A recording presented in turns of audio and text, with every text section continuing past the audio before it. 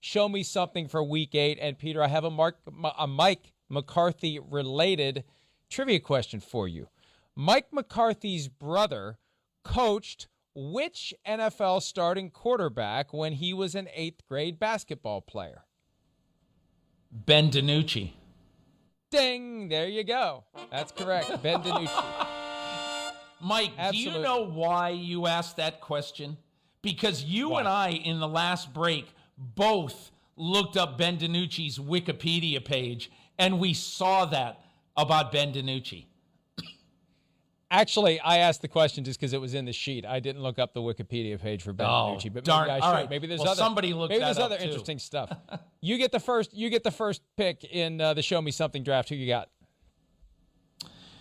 Show me something, Cam Newton. You have been properly penitent over the last couple of weeks, and you've taken it all on your shoulders, and good for you. That's what a leader does.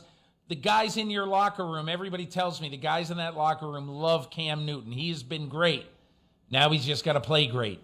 New England Patriots go to Buffalo. Their season on the line. They haven't been 3 games under 500 since the Teddy Roosevelt administration. So that's a little bit of a lie. But anyway, show me something, Cam Newton. I was ready for some scintillating fact I could share with friends and relatives, but no, you were exaggerating. I thought it was very telling this week when Cam Newton said on WEEI that, yes, you don't want the coaches to be upset with you, but the players talk, and he's trying to keep the respect of the locker room. This is his chance to do it. First one for me, technically, show me something, Ben DiNucci. Let's start right there. This is your chance. Now, Tony Romo was a guy who was undrafted, but he was able to develop for several seasons, able to practice, able to show Bill Parcells something before he was put into a game. DiNucci, no offseason program, limited reps. DiNucci gets a chance to save the Cowboys season, at least for now, by beating the Eagles and thrusting Dallas into first place. And it was also a Tony Romo debut on Sunday Night Football back in 2006, the first year of NBC's Sunday Night Football. All right, who else you got, Peter? But Mike, and I'm going to remind you, more than any team in football in this century, the Dallas Cowboys have a history of the nobodies rising up and being great at that position. Undrafted Tony Romo. And then Dak Prescott, the 135th pick in the draft, after they lose out on Paxton Lynch and the immortal Connor Cook.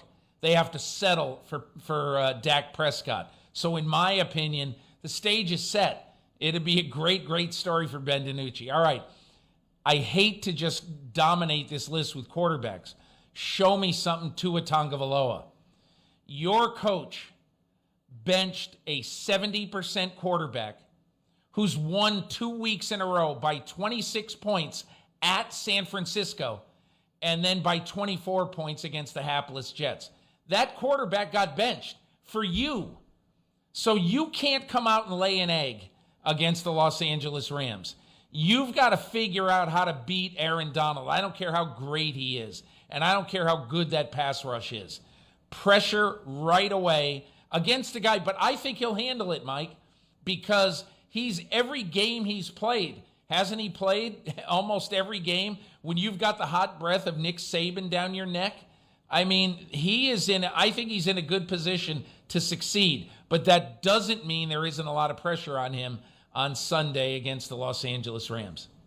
Yeah, adding to the pressure, Joe Burrow, the first pick, Justin Herbert, the 6th pick, both have looked great so far this year. Let's see if Tua looks as great as they do. Next one for me. Show me something, Le'Veon Bell. You got what you wanted. You got out of New York. You're in Kansas City. Limited use that first game. 6 carries, 39 yards at Denver. Now you're going against the Jets. Show me that you got that fire. Show me that you got that passion. Show me that you still have that ability, and show the Jets all at the same time. So let's see what Le'Veon Bell can do this weekend, Peter.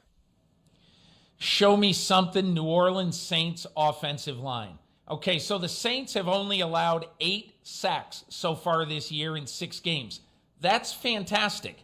But this week will be the sternest test against the Chicago Bears at Soldier Field. And the Bears knowing that the only way they've got a good chance in this game is if they terrorize Drew Brees. tremendous pressure, especially either without Michael Thomas or with a damaged Michael Thomas for New Orleans. That offensive line has to keep Drew Brees clean on Sunday in Chicago. Show me something, Rashard Higgins. He said it himself yesterday with OBJ out. He's in the starting lineup now. Well, Rashard, you get what you want, and now you got to go out and prove it, or you're not going to be in the starting lineup for long. So we're wondering where the football is going to go without OBJ. Let's see what Higgins can do with Jarvis Landry and all the other weapons in Cleveland. So, Rashard Higgins, show us something this weekend. How can the 4th-round draft choice in Show Me Something before Steelers-Ravens be Lamar Jackson? Shouldn't he be picked in the 1st round? Show me something, Lamar Jackson.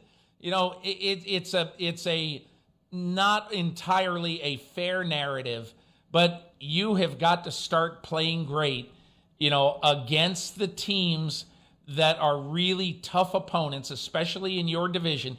Doesn't have, as you talked about earlier, a lot of experience against the Pittsburgh Steelers. But these are the kind of games that Lamar Jackson has to rise to the occasion of, and I don't care if he's got to run it 20 times. They have to figure out a game plan to beat the Pittsburgh Steelers this week. The pressure is on Lamar Jackson. And, you know, Peter, I go back to that kryptonite comment, and it may not just be a Chiefs dynamic for the Ravens. It may be a ultra-elite opponent dynamic for the Ravens. Whether it's the Titans, who had everything going their way in the playoffs, the Steelers, who almost beat them last year without Ben Roethlisberger in overtime, the only start Lamar Jackson has against the Steelers. I think this is a much bigger game for him than maybe even he realizes. All right, let's finish round 4. Show me something, Nick Foles. Quite simply, if you don't, they may show you the bench. I don't know who else they have floating around other than Mitchell Trubisky, but at some point, Foles has to do something. And he almost beat the Saints. Almost beat the Saints in the playoffs a couple of years ago, but for the Alshon Jeffrey drop. Maybe, indeed, the Eagles would have gotten past New Orleans with Foles playing quarterback.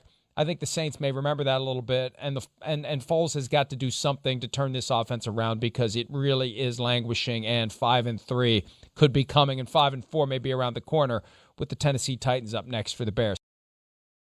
Hi, I'm Mike Tirico, and thanks for watching. Make sure to hit subscribe for the latest news and highlights from NBC Sports.